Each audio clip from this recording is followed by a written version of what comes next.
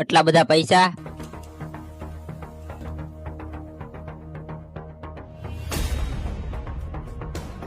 હાલ ભાઈ, સાંજ પડી ગઈ છે, હવે ઘરે જવાનું છે. બસ બસ ભાઈ, આ એક પાટિયું મૂકીને આવું છું, તમે જાઓ.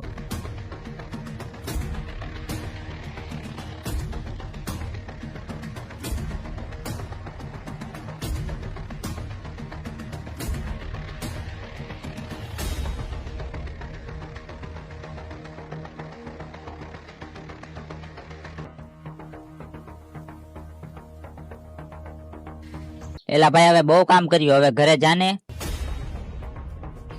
હાલે ભાઈ, તારી દાડી, તે બહુ કામ કર્યું છે. હાલે આ બીજા 500 રૂપિયા. હવે ભાઈ તું ઘરે જા, બીજું કામ કાલે કરજે.